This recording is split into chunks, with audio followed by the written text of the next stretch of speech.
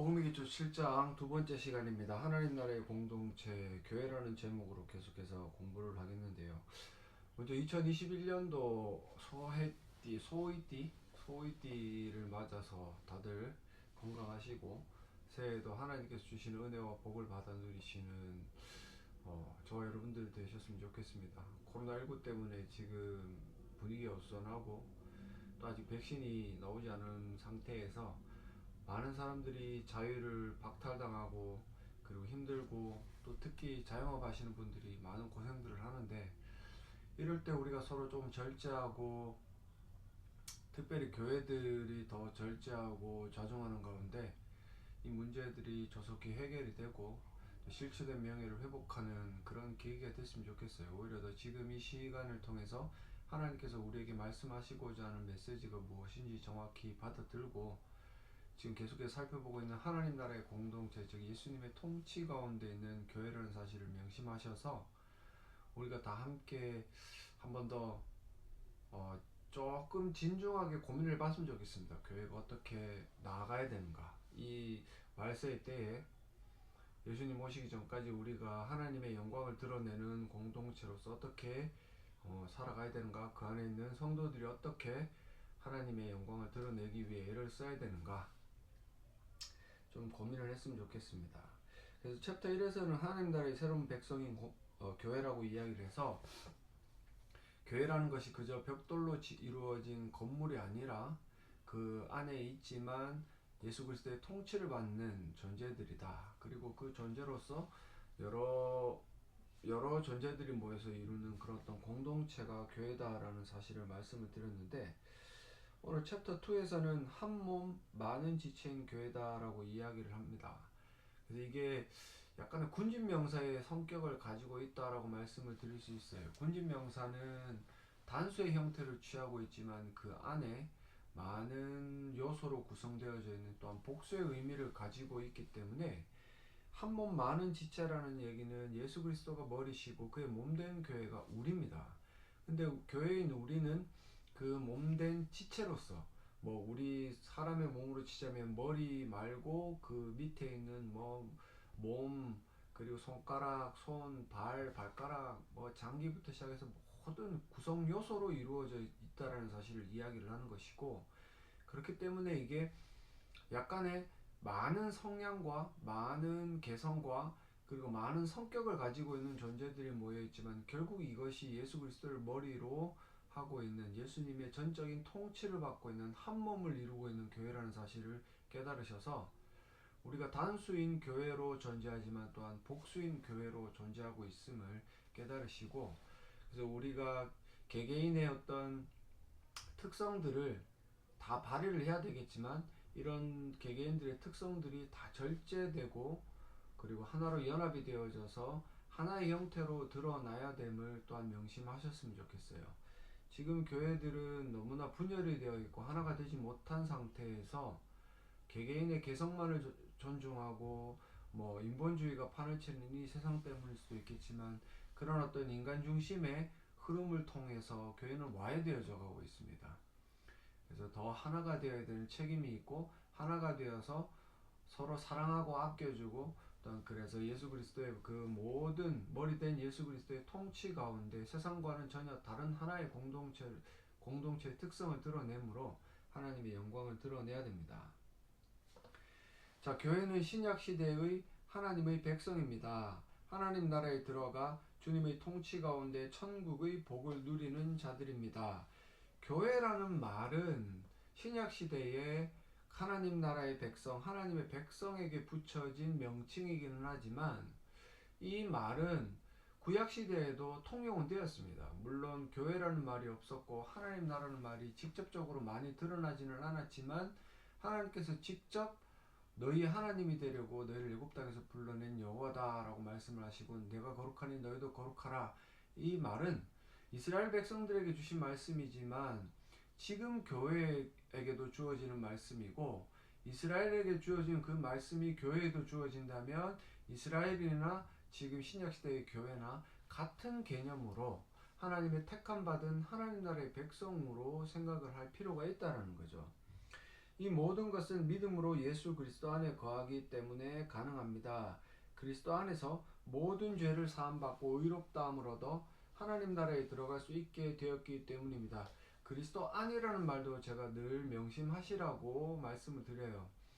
그리스도 안으로 들어갈 수 있는 방법은 우리가 믿음이라는 그 어떤 수단을 통해서 들어가지만, 이 믿음이 결국은 하나님께서 우리에게 선물로 주셨고, 선물로 주시기 이전에 우리가 이 믿음을 받아들일 만큼의 거듭난 존재가 되었기 때문이고, 이 거듭난 존재 이전에 이미 하나님께서 우리를 생명책에 기록해 놓으신, 택하셔서 기록해 놓으신 은혜가 존재하기 때문에 믿음이 우리의 신앙의 출발이 아니라 하나님의 선택이 우리의 어떤 신앙의 출발이고, 결국 궁극적으로 우리가 때가 되었을 때, 예정이 되었을 때 예정된 시각 안에서 우리의 거듭남과 그 거듭난 새로운 존재 안에 주어진 믿음으로 이런 존재가 되었음을 명심하셨으면 좋겠어요. 그래서 그리스도 안이라는 말을 늘 생각할 때 하나님의 택함과 그 은혜 안에 우리가 거듭나고, 그리고 주신 믿음으로 이렇게 들어가 있다. 우리가 이것을 인정할 때 특별하게 이 믿음이라는 행위를 강조한 나머지, 사람마다 믿음의 행위라는 것을 강조하면 사람마다 그 믿음의 정도는 다 다릅니다.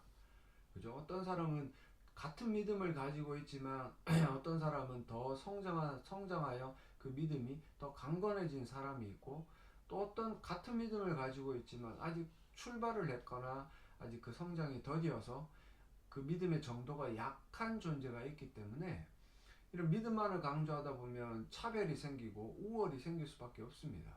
그래서 제가 늘 말씀을 드리고 싶어하는 요는 그거예요. 은혜로 우리가 택함 받고 부르심을 받고 거듭나고 믿은 존재가 되었다면, 결국은 하나님 큰 그림의 어떤 구원론적인 하나님의 큰 그림 안에서는 모든 존재가 동일하다. 동일해야 이런 어떤 한 몸 많은 지체지만 우리가 믿음만을 강조하면 이 발가락이나 손가락은 별다른 중요성을 느끼지 못하는 우리 몸의 어떤 지체로서 판단하는 것처럼, 너는 믿음이 약하기 때문에 중요한 존재가 아니야 라고 판단할 위험이 있다라는 거죠.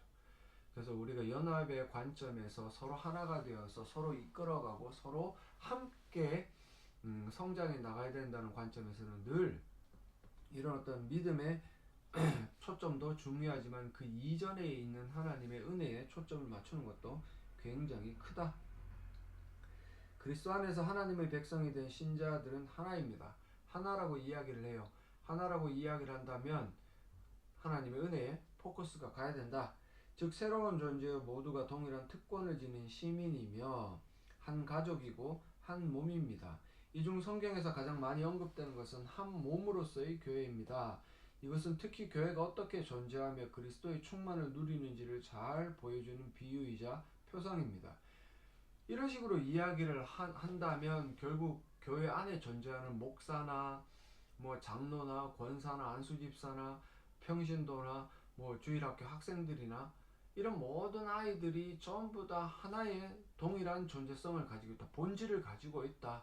다만 그들이 행하는 직분의 차이에 따라 누구는 이런 일을 맡고 저런 사람은 저런 일을 맡고 저 사람은 또 이런 일을 맡아서 교회를 건강하게 만들어가는 하나의 그런 시스템적인 역할이지, 그게 본질을 가리키지는 않거든요.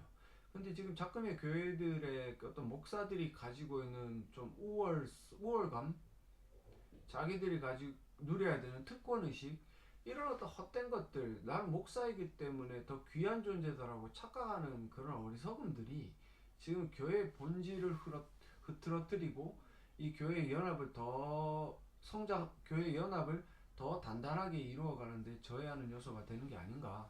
뭐 직분 가진 사람들 다 그렇잖아요. 장로도 그렇고 권사도 그렇고 안수집사도 그렇고, 뭐 그것만 가지면 교회에서 자기는 대단한 존재가 된 것처럼 착각을 하는데, 착각을 하고 하는 것도 자유입니다. 자유인데 지 일이나 제대로 하고 착각을 하면 그래도 덜 꼴사납죠. 그죠? 근데 2021년도 새해가 밝았습니다. 여러분들 정신 좀 차리고, 목사들도요, 목사라는 직분을 내려놓으면 성도일 뿐입니다. 그리스도가 머리지 목사가 머리가 아니에요.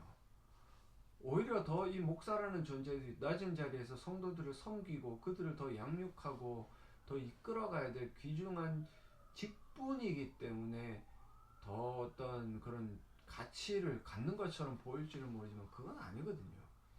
그래서 목사나 뭐 전도사나 강도사나 다 똑같은 성도입니다. 성도고 뭐 그렇다고 해서 뭐 밑에 부목사들이 담임 목사를 우습게 보라는 말은 아닙니다. 담임 목사는 한 교회의 담임을 맡고 있기 때문에 어떤 관료제나 계급제를 표방하자는 건 아니지만 그래도 그를 도와야 될 부교육자들의 책임은 분명히 있는데 그래도 지금은 뭐 담임이면 한나라의 왕보다 더 대단한 권세를 누리죠.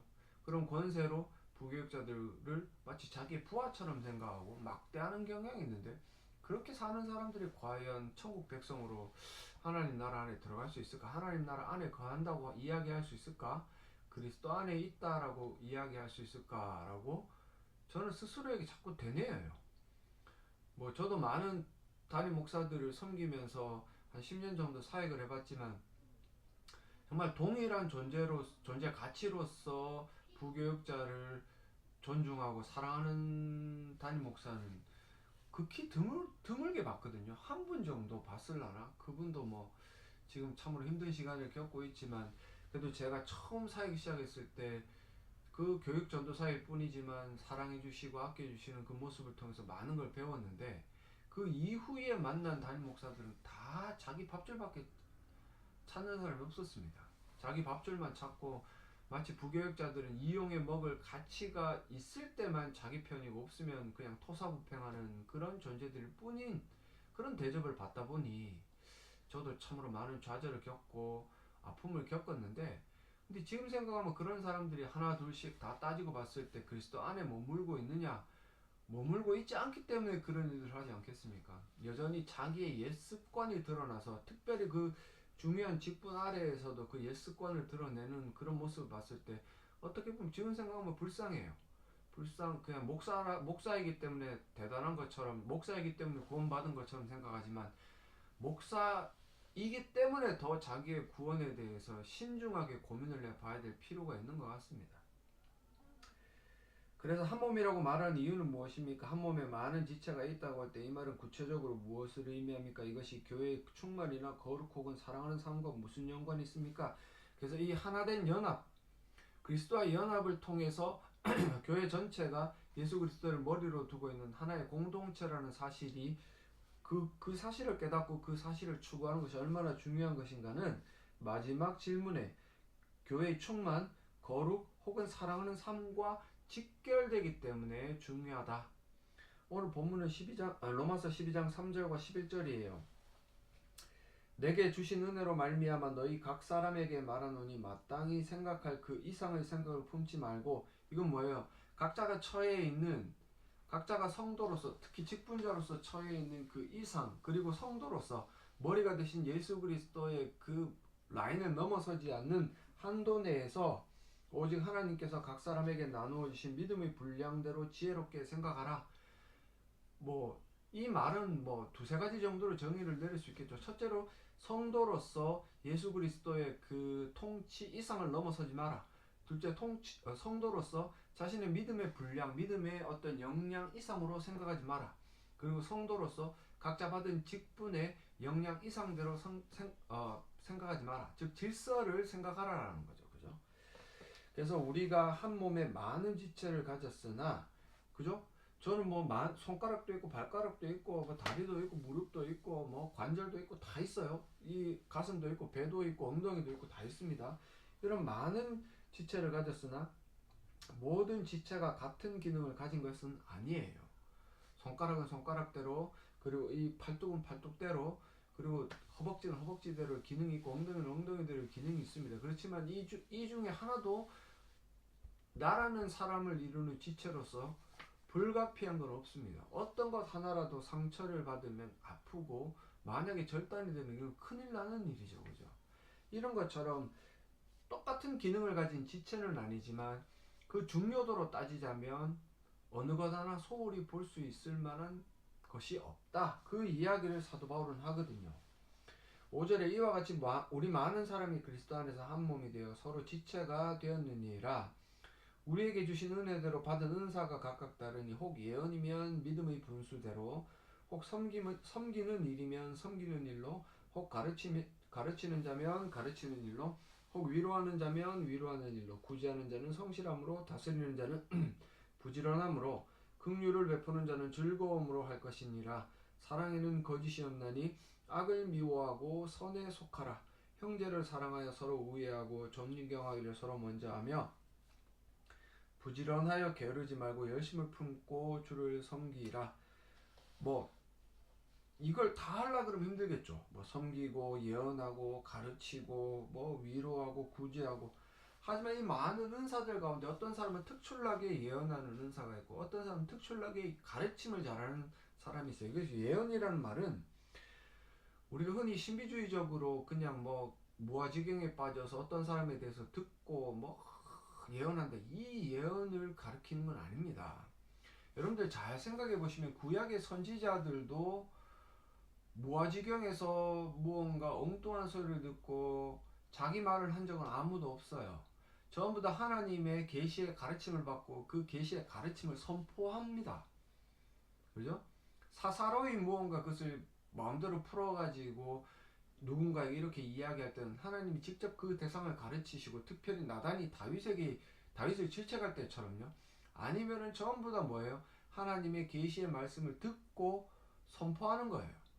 그렇다면 지금 신약 시대 이 예언이라는 것도 결국은 목회자들이 성경을 연구하여서 하나님의 말씀을 올바로 선포하는 게 예언의 사역이고, 가르치는 것은 그 어떤 복음의 진리를, 이 복음의 기초를 가르치고 아니면 교리를 가르치듯이 실질적으로 강의를 통해 가르치는 게 그런 어떤 가르치는 은사죠.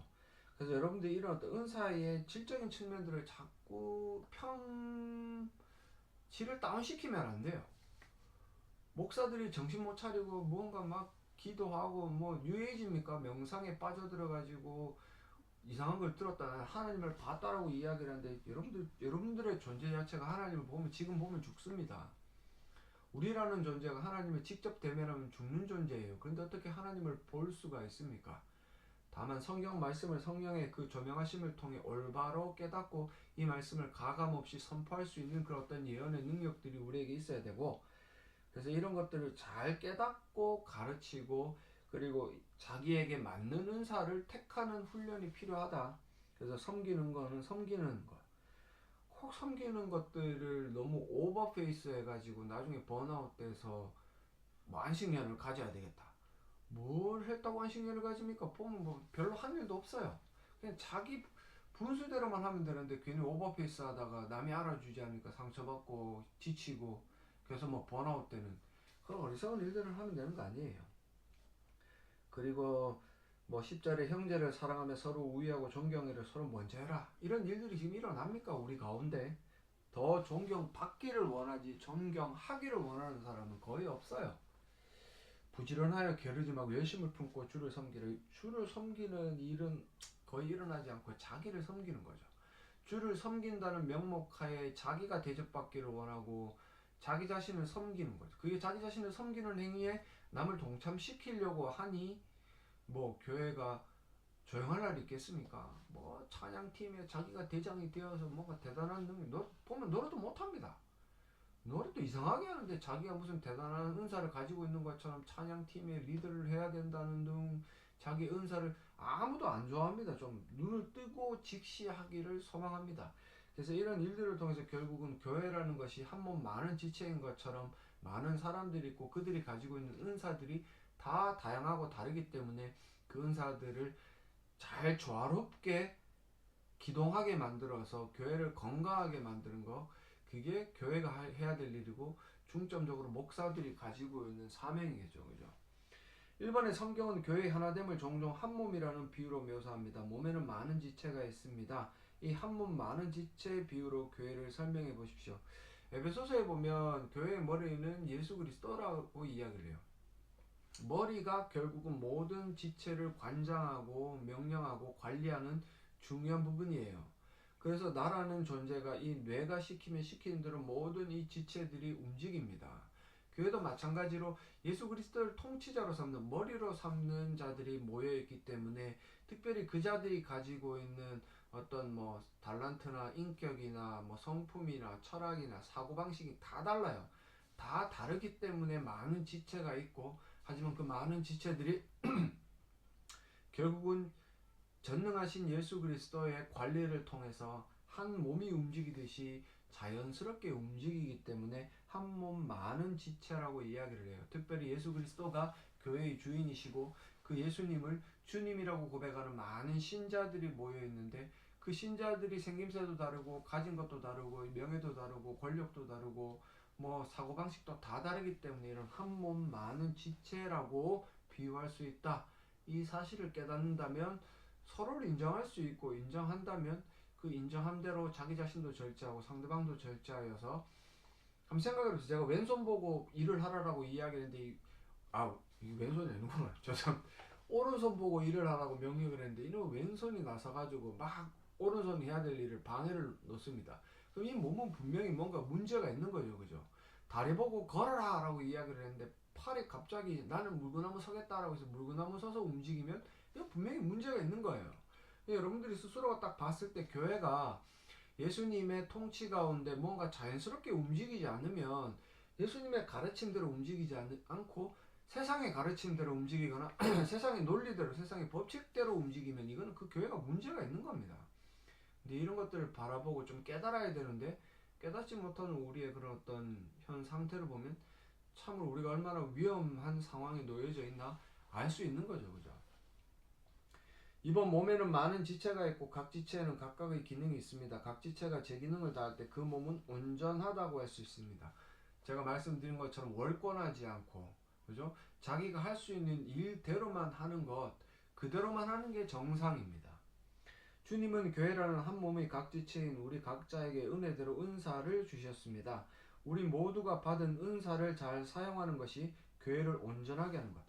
여기서 받은 은사를 잘 사용하는 것은 각자의 받은 생각 이상을 넘지 않는 겁니다. 더 위험한 거는 목사라는 그 어떤 직분을 가지고 있는 사람이 자신의 머리가 되는 예수 그리스도의 그 가르침 이상으로 넘어서서 교회를 관리하는 건 이거 위험한 거예요, 그죠? 그리고 뭐 성도라는 자들이 주인이 되시는 예수 그리스도의 그 가르침을 무시하고 자기의 생각대로 움직이는, 그게 진짜 위험한 거죠, 그죠?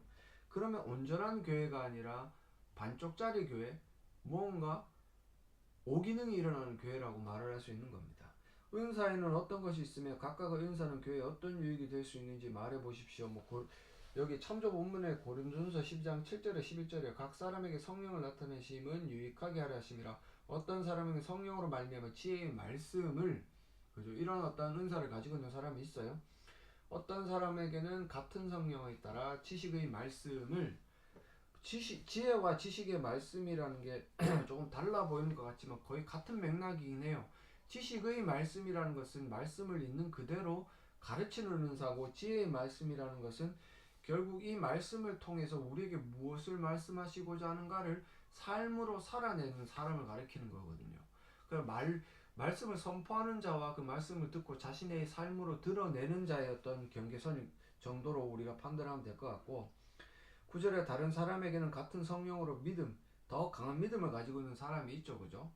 같은 믿음이지만 그 믿음에 의지하는 삶의 정도가 강한 사람이에요. 더 쉽게 풀어본다면 같은 믿음이에요. 나쁜 믿음이 있고 좋은 믿음이 있는 거 아닙니다. 믿음은 하나예요. 믿음은 하나인데 그 믿음에 따라 자신의 삶이 얼마나 많이 바뀌었는가 적게 바뀌었는가, 그 정도로 표현을 할 수 있겠죠, 그죠?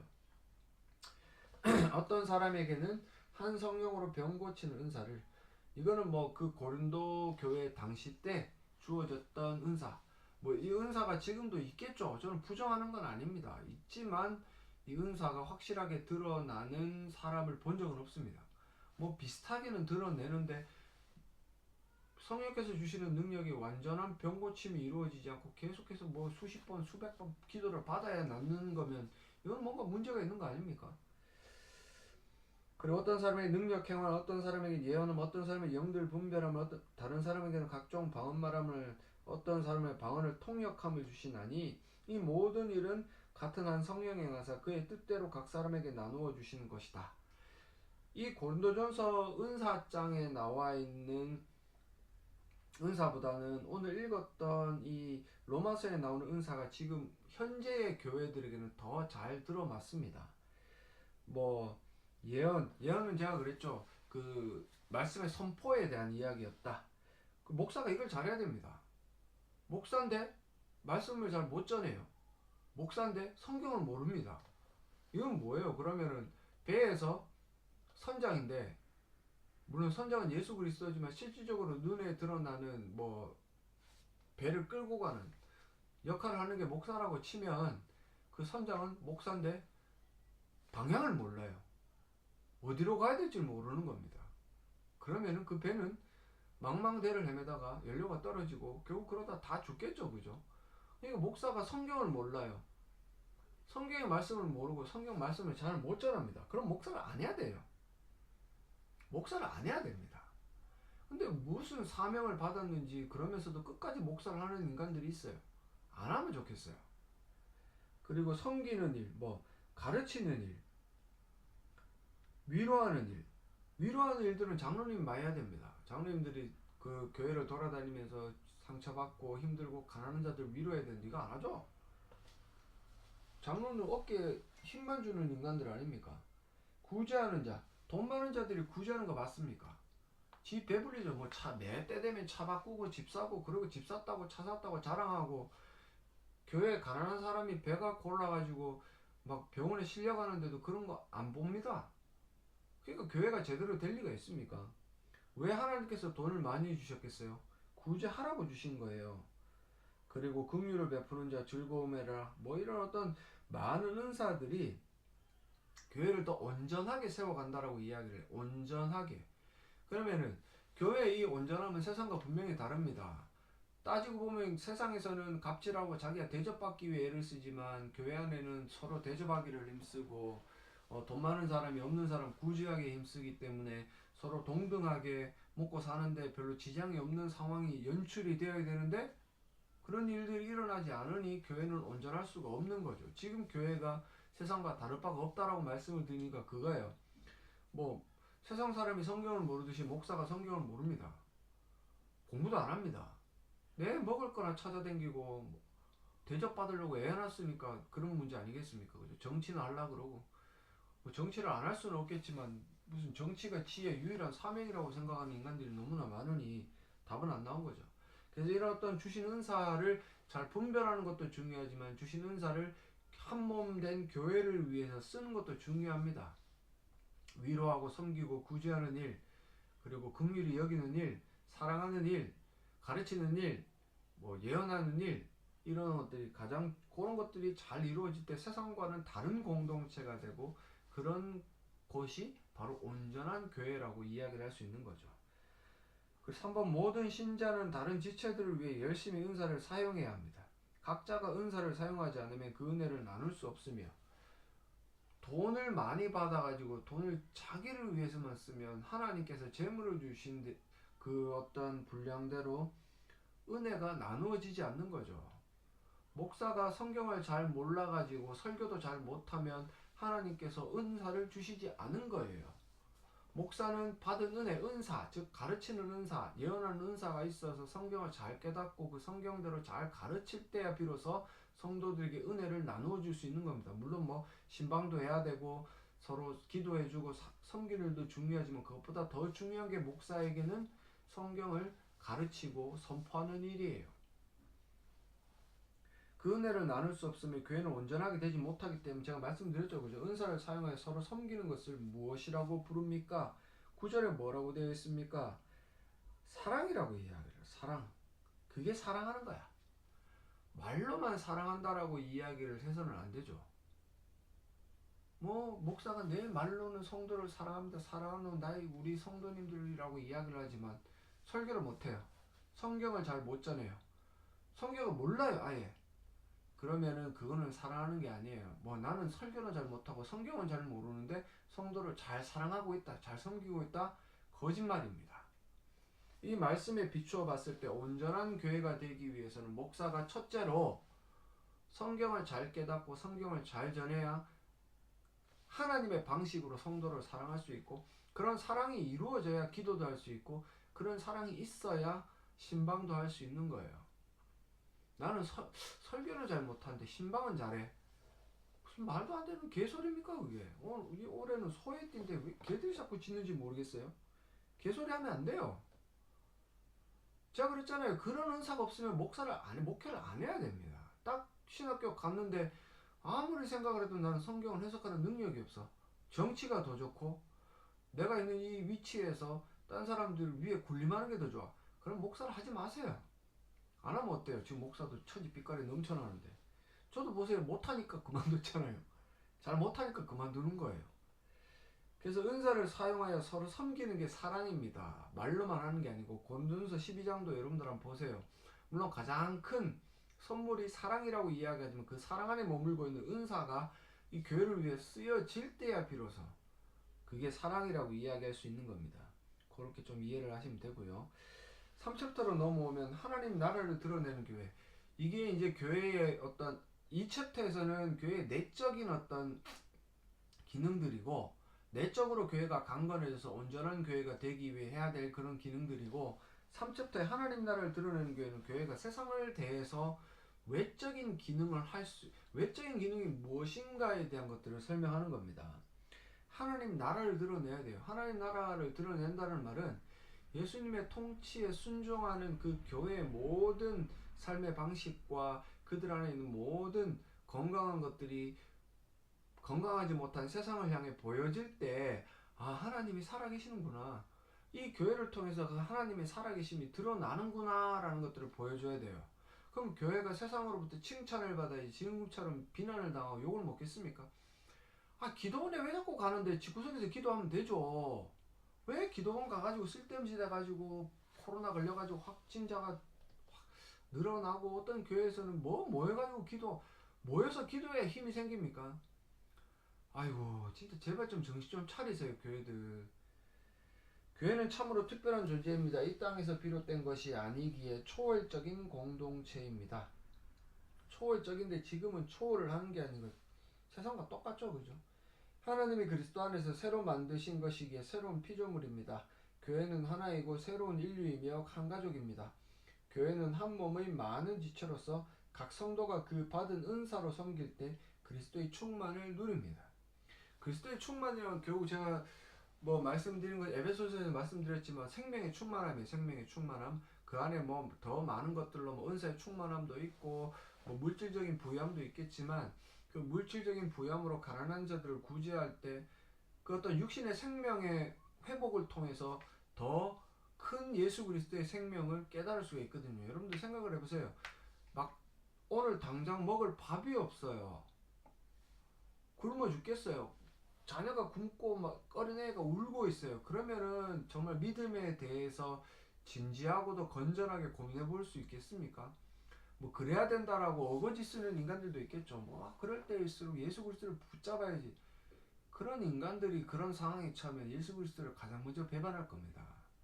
그래서 초대교회에서도 나누어서 공동체성을 가지고 자기 것을 나누어 쓴 이유가 뭐냐면, 그 사람이 최소한의 생계 문제는 해결이 되어서 예수 그리스도를 더 알만한 지식을 받을 수 있는 환경에 노출될 수 있도록 도왔기 때문에 그래요. 그게 사랑입니다. 말로만 배불러라, 야고보서에 보면 나오죠. 배불러라, 따뜻해라, 말로만 하는 인간들 진짜 제일 얄밉고 제일 추잡한 인간들이에요. 도와주면서 그런 일들을 해야 되는 거죠. 그래서 이런 어떤 충만을 누리려면 교회가 온전하게 돼야 되고, 온전하게 되려면 각자에게 주어져 있는 은사로 서로를 섬길 때, 교회를 섬겨 나갈 때 이런 일들이 일어난다. 그래서 교회가 존재하는 것 자체가 하나님이 이 땅에 구원을 베푸셨다는 증거입니다. 하나님이 그의 아들 예수 그리스도를 보내셔서 하나님 나라를 회복하셨습니다. 예수 그리스도는 그 십자가 사역으로 사탄의 세력을 결박하시고 우리를 구원하셔서 하나님 나라의 백성이 되게 하셨습니다. 하나님의 백성인 우리가 바로 교회입니다. 그렇게 교회의 존재 자체가 하나님의 구원의 은혜를 나타냅니다. 즉, 예수를 우리가 믿는다라고 이야기를 하잖아요. 예수님은 나를 믿습니다. 그러면 죄인에서 의인이 되었다라는 얘기예요. 그럼 이제 의인으로서의 삶의 모습을 보여줘야 돼요. 근데 세상에는 전부 다 죄인입니다. 근데 그 죄인과 의인이 다른 점이 뭐예요? 오늘 조금 전에 이 챕터에서 보았던 것처럼 은사대로 섬길 수 있는, 서로를 사랑할 수 있는, 사랑을 베풀 수 있는 존재인데, 그러면 당연히 다르겠죠. 자기만을 사랑하는 세상 사람과 하나님을 사랑하고 이웃을 사랑하는 이 교회들과 전혀 다른 모습을 가지기 때문에 이 교회가 특출나게 다른 거예요. 다르기 때문에 세상으로부터 미움을 받는데, 지금은 다르기 때문에 미움을 받는 게 아니라 세상보다 더 못하기 때문에 미움을 받는 거죠. 그죠? 우리가 이웃을 생각한다면 기도를 혼자 해도 돼요. 집에 가서. 물론 모이기를 힘쓰라라고 이야기를 했지만, 지금 이 형편 가운데 모이기를 힘쓰다가 세상으로부터 지탄을 받아서 하나님의 이름을 욕되게 하는 것보다는 오히려 각자의 처소에서 비대면이지만 더 열심을 다해 기도하고 열심을 다해 예배를 드리는 게 하나님의 뜻이라는 거죠. 근데 지금 이것들을 못하는 인간들이 너무나 많기 때문에 교회가 세상보다 더 못해서 욕을 먹는 거예요. 그래서 우리 이야기하죠. 뭐 세상 사람들 술집에도 가고 커피숍. 그럼 여러분들 술집 가십시오. 커피숍 가고. 그래갖고 뭐 똑같이 굴면 되잖아요. 지금 우리가 똑같이 굴어서 될 일이 아닌데도 불구하고 교회 다니는 사람들은 세상과 똑같아지려고 자꾸 애를 쓰는 거죠. 자, 그래서 이 하나님의 은혜를 드러내기 위해 우리는 달라야 됩니다. 그게 거룩입니다. 달라야 되고 다름을 드러내야 된. 그래서 교회는 이미 임한 하나님 나라를 드러내고 증거합니다. 교회는 이 땅에 이미 구원의 역사가 시작된 것, 다름의 역사가 시작된 것을 보여주는 공동체입니다. 교회는 어떻게 하나님 나라를 드러냅니까? 최초로 세워진 교회의 모습을 통해 이것을 살펴보겠습니다. 즉 초대 교회가 우리의 롤 모델이 되어야 되는, 초대 교회가 행했던 그런 모습들이 우리에게는 어떤 가장 귀한 역할 모델이 되는 거죠. 그죠? 사도행전 2장 41절과 47절입니다. 그 말을 받은 사람들은 세례를 받음에 이 날의 신도의 수가 3천이나 더하더라. 그들이 그 말을 받은 사람들이라는 얘기는 복음의 말씀을 듣고 믿은 사람이라는 얘기예요.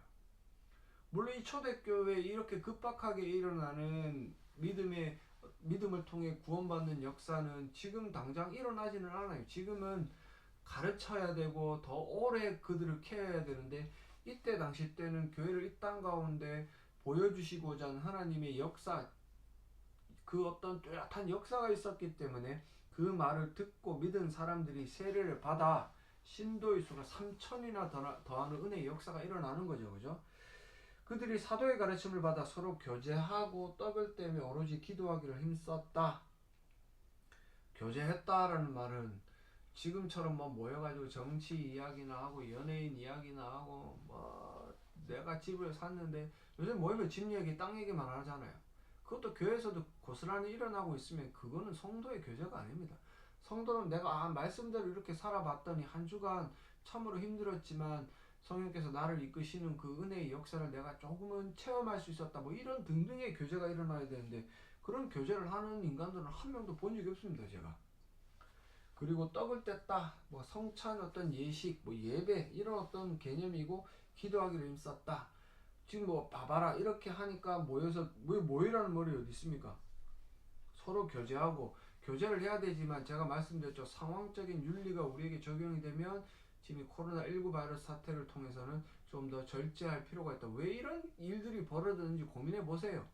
하나님은 왜 코로나 바이러스를 통해서 우리에게 이런 어떤 시련을 당하게 했는가? 하나의 정의적 차원입니다. 어떤 권사님이 그런 말씀하시더라고요. 알곡과 가라지를 걸러내기 위한 하나님의 과정이 아니실까? 하나님의 심판이 아닐까? 맞는 말씀이에요.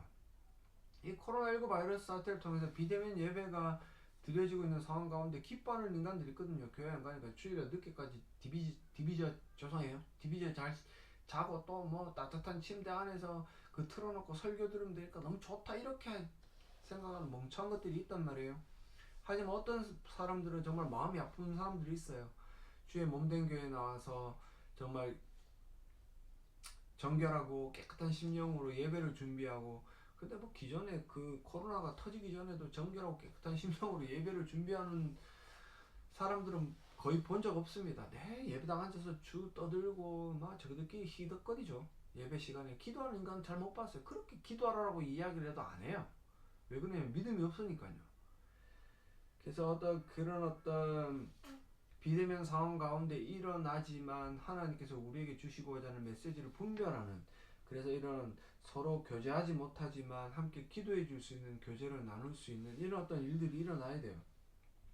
43절 사람마다 두려워하는데 사도들로 말미암아 기사와 표적이 많이 나타나니, 이 기사와 표적이라는 말은 하나님 나라의 확장을 보여줍니다. 뭐 병든 자가 고침받고 죽은 자가 살아나고 악한 우상을 숭배하는 자들이 그 가운데 있던 귀신들이 쫓겨나는 것, 이거는요 하나님 나라가 이 땅 가운데 도래하고 확장된다는 역사를 보여주는 거예요. 그런 것들을 바라보니까 우리 옛사람의 심령들은 두려워할 수밖에 없는 거죠.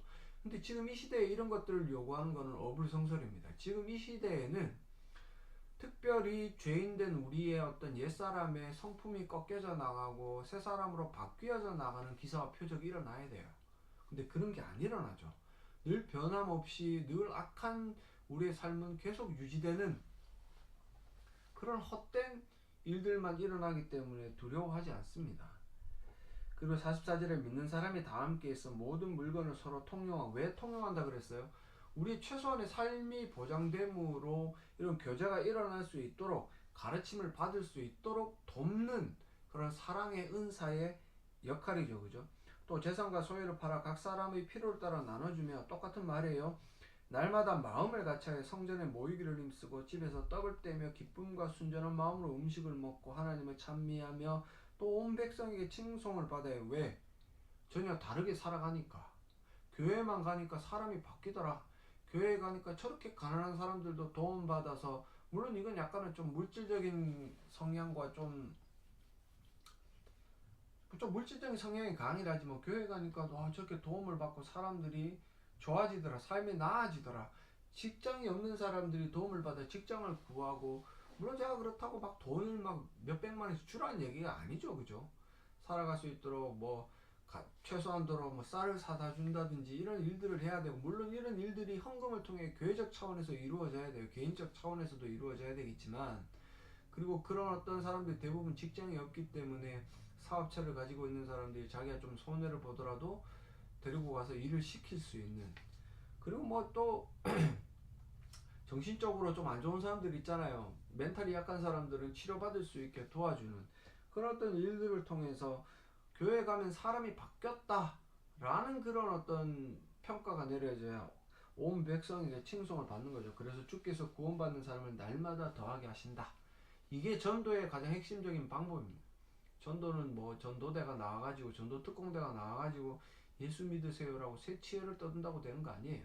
하나님께서, 주님께서 구원받는 사람은 날마다 더하게 해야 되는데, 어떤 교회에 주께서 그런 사람들을 더하게 하냐면 온전한 교회, 제대로 기능하는 교회입니다.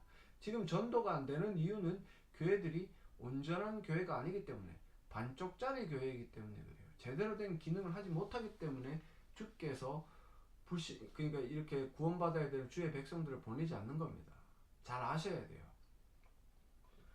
1번 많은 사람들이 예수 그리스도를 믿음으로 세례를 받아 최초의 교회가 탄생되었습니다. 이 최초의 교회는 교회가 무엇에 힘써야 하는지를 보여주었습니다. 42절을 뭐라 그래요? 가르침을 받고 교제하고 떡을 떼고 기도해야 된다. 마태복음에 나온 거지. 예수님이 전파하시고 가르치시고 치유하신 사역과 다를 바가 뭐가 있습니까? 제가 말씀드린 것처럼 복음을 선포해야 되죠. 그러니까 설교를 통해서 복음을 선포하고, 늘 이런 방식을 통해 강의를 통해서 복음을 가르치고, 이런 것들을 가르쳤을 때 그 옛사람으로 살아가던 사람들이 하나님 은혜 가운데 거듭나게 되었을 때 그 거듭난 마음에 믿음이 주어지고, 그 믿음이 이 가르치는 과정을 통해서 강해지는 거예요. 자기가 받아 가지고 있던 그런 어떤 믿음의 복음의 내용들이 데이터베이스가 그때 활용이 되면서 막 믿음이 성장을 하는 거예요. 그게 치유입니다. 물론 예수님이 행하셨던 그 치유 사역은 그때는 정말 병든 사람이 낫고 장애인들이 멀쩡해지고 죽은 사람이 살아나는 역사였지만, 지금 우리들에게 신학적으로 적용했을 때는 이런 옛사람의 죄인된 습성이 고쳐지고 의인됨의 역사가 일어나는 걸 가르치는 겁니다. 그게 교회의 주된 행함의 가장 큰 기능들이죠. 교회가 감당해야 되는 가장 핵심적인 기능이에요. 근데 지금 그래 하는 데 있습니까? 가르치고 3년 동안 뭐 복음을 가르치고 교리를 가르치는 교회 있습니까? 아니 쉽게 말해서 그 설교 강단에서 복음이 선포되는 교회가 몇 개나 있습니까? 사람들은 그 분별을 못해요. 저 말씀이 복음인지 비복음인지 분별을 못합니다. 왜 그러냐면 그 분별할 만한 기초적인 지식이 없기 때문에 그래요. 참 답답하죠, 그죠? 자, 이번 초대교회 특징은 자주 모이는 것. 그 모습은 어땠는지 아래의 구절을 토대로 말해보십시오. 44절 A가 다 함께 있어. 46절 A는 날마다 마음을 같이 성전을 모이기를 힘쓰고, 46절 B에는 집에서 떡을 떼며 기쁨과 순전한 마음으로 음식을 먹고 함께 있었던 공동체의 역할을 잘 감당했습니다. 그때는 교회가 온전하게 백성으로부터 칭송을 받을 때예요. 그때는 그래서 교회 안에 모이기를 힘쓰고 기도하고 성찬 예식과 애찬과 교제하는 일들이 일어났는데, 지금 여러분들 이 시대 가운데 이걸 고스란히 적용하면 저런 일들을 버리는 거예요. 자꾸 모이기를 힘써라, 안 카더라, 모여라. 그건 온전한 교회의 이야기고, 온전한 교회의 이야기, 만약에 그런 온전한 교회들이 이 땅 가운데 많았으면 제가 생각에 하나님께서는 코로나 바이러스를 이 땅 가운데 허용하지 않으셨을 거예요. 제가 생각할 때는 그래요. 지금은 딱 교회가 단절을 경험하면서 앞으로 어떤 방식으로 교회가 더 나아가야 될지를 깨닫고 이 방향성대로 교회가 성장하기를 원하시는 마음이 있기 때문에 하나님은 이런 어떤 심판의 칼날을 들이대셨는지도 모르는데, 들이대신 것 같은, 저는 그렇게 생각을 하거든요. 근데 정신 못 차리죠. 아직 해결되지도 않았는데 조금 좋아지면 교회가 문제를, 지금도 계속해서 교회들에게서 문제가 일어나요. 물론 세상에서도 일어나지만, 뭐 세상의 회사에서도 이런 또 확진자가 일어나고 뭐 어디 커피숍에서도 일어나는데 교회가 왜 욕을 먹어요? 교회는요, 거는 가치가 다르기 때문에 그래요. 교회는 좀 달라야 된다는 생각이 세상도 가지고 있기 때문에 그래요. 근데 교회가 다르지 않기 때문에 굉장한 비난과 혹독한 시련을 겪는 거죠. 목사들이 이걸 좀 깨달아야 되는데 정신을 못 차려요. 근데 지금 힘든 건 사실이죠. 개척교회들 안 모이면 뭐 헌금이 없죠. 헌금이 안 모이면 솔직히 교회가 유지되겠습니까? 제가 그 교회 사회 갈 때 수성구에 어떤 교회는 개척교회인데 월세가 190만 원이에요. 190만 원. 도대체 몇 평이나 되길래 월세가 190만 원이 되는 겁니까? 왜 그리고 또 그렇게 무리하게 교회를 개척하는지 모르겠어요. 그리고 지금은 개척의 시대는 끝난 것 같습니다. 개척한다고 성도들이 오지도 않고요. 그리고 만약에 소신껏 사역을 하고 싶은 목사님들이 있으면 투잡을 가지세요. 생계를 해결을 하고 목회를 하세요. 힘들 것 같죠? 힘들죠. 저도 수요일까지 일하고 목요일부터 쉬고 있는데 목금은 정말로 그냥 시체가 되었습니다. 너무 지쳐가지고 아무것도 못하고 그냥 목요일날은 저녁 7시에 누웠는데 그 다음날 8시에 일어났어요. 아침 8시에. 그게 13시간을 잔 거죠. 힘들어요. 힘들지만 할 수 있다니까요. 할 수 있어요. 저도 이렇게 목회는 아니지만 녹화도 하고 또 강의도 하려고 애를 쓰고 또 짬짬이 공부도 하는, 가능합니다. 이렇게 하지 않는 이상은 지금은 답이 안 나와요. 온전한 개척으로 무언가 이루어내기에는 하나님이 원하시는 방향성은 지금은 아닌 것 같아요. 그렇기 때문에 이런 어떤 모습들을 보았을 때 개척교회는 지금 힘들고 그래서 모이기를 힘쓰는 건지는 모르지만 제가 말씀드렸죠. 그래서 문제를 일으켜서 세상을 어지럽히고 하나님의 이름에 먹칠을 당하게 하는 것보다는 차라리 잠시 중단하시고 목사님 일선에 뛰어드세요. 돈 벌러 나가고 알바를 하고 일해야지 어떡하겠습니까? 먹고 살아야 되는데 사모님 보내서 돈 벌면 되는데, 사모님들이 돈 버는 것도 한정적이고 애도 키워야 되는데, 그럼 목사님들이 돈을 벌어야죠. 돈 버세요 제발 좀. 그래서 이런 어떤 자주 모이는 것이었는데 모이기를 힘썼다, 그죠? 믿는 사람이 다 함께해서 물건을 통용했다. 마음을 같이 날마다 마음을 같이 했다. 모이는 걸 좋아해요. 근데 지금은 뭐 코로나 없을 때도 모이는 건 사실상 별로 안 모였죠.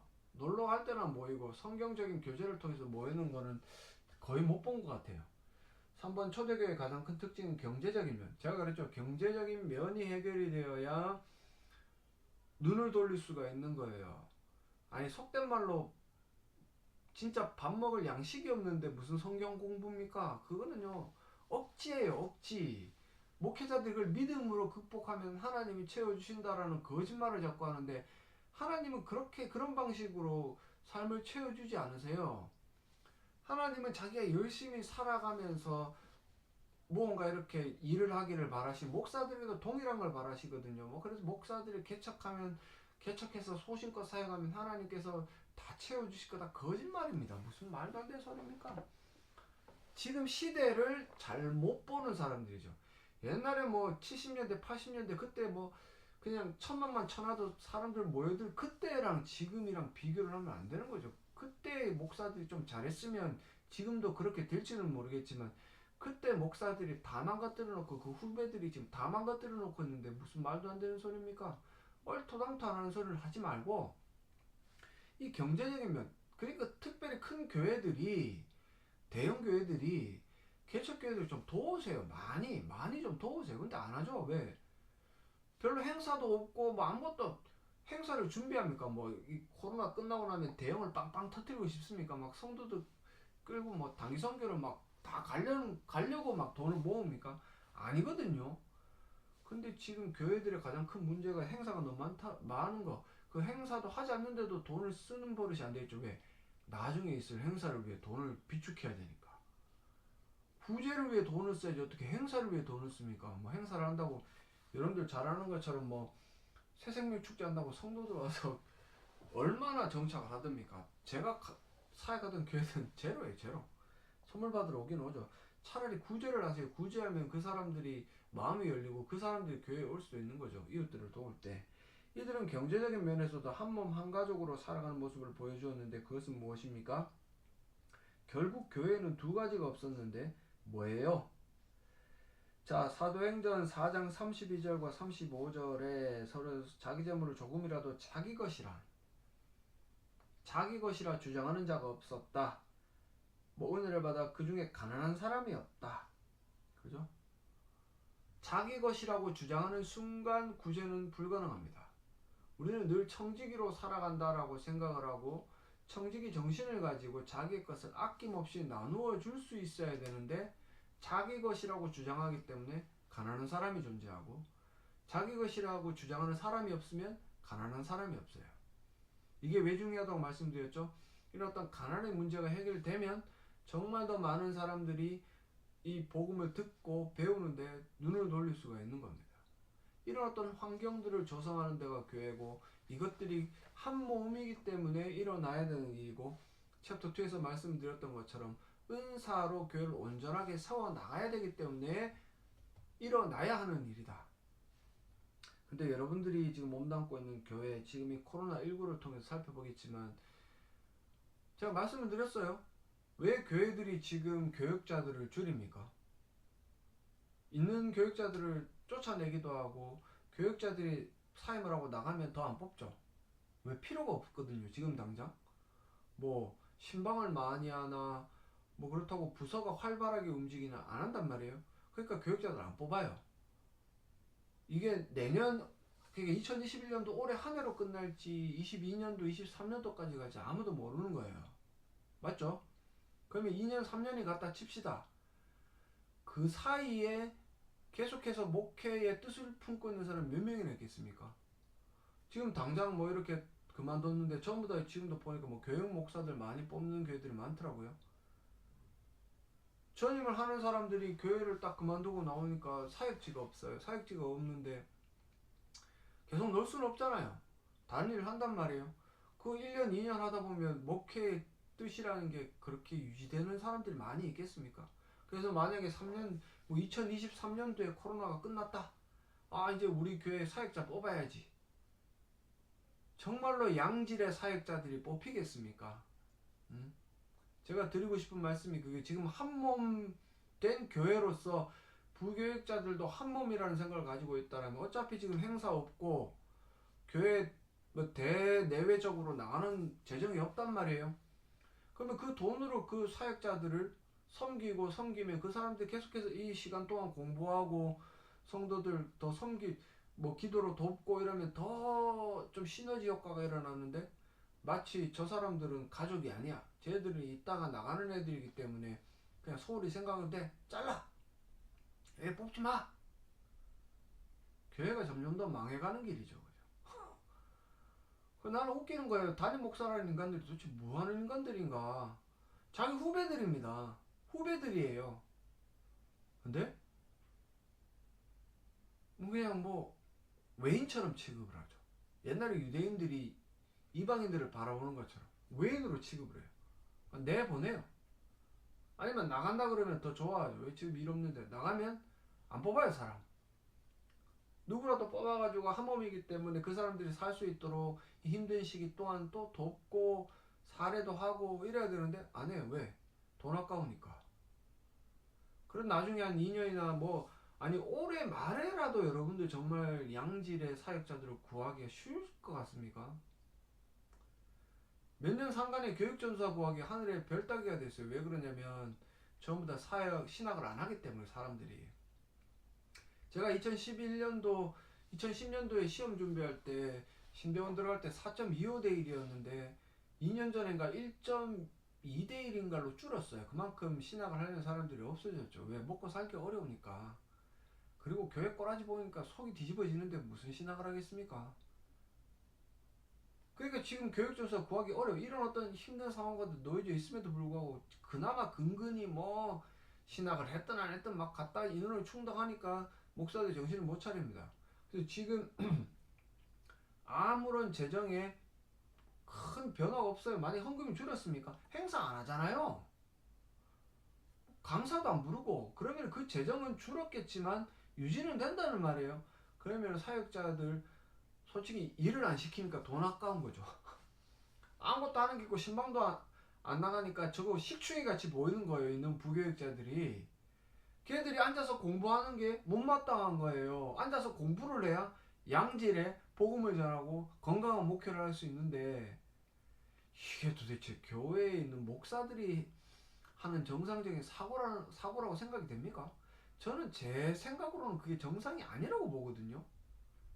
근데도 그 일들이 일어나고 있고, 그런 일들이 일어나는 거는 기본적으로 지금 초대교회에 일어났던 이 건강한 모습들, 온전한 교회의 모습들이 지금은 없다. 여러분들 스스로가 이 강의를 듣고 있다면 한번 고민해 보시고, 어떻게 하면 교회를 건강히 세워나갈 수 있을까? 가장 좋은 거는 정신 박힌 담임 목회자를 구하는 거죠. 그죠? 정신 박힌 사람들 장로로 세우는 거예요. 신앙 있는 사람을 권사로 세우는 거예요. 그 수밖에 없습니다. 그럼 한번 진통을 겪어야 되겠지만, 우리가 이제 두 번에 걸쳐서 이 하나님 나라의 공동체인 교회가 그런 그리스도와 연합을 통해서 한 몸 된 교회고, 이 한 몸 된 교회로서 서로가 가지고 있는 은사로 서로를 도와나갈 때 온전한 교회로 서 나가고, 이 온전한 교회로 서 나갈 때 비로 세상 가운데 칭송을 받을 수 있는, 칭찬받는 교회가 될 수 있다.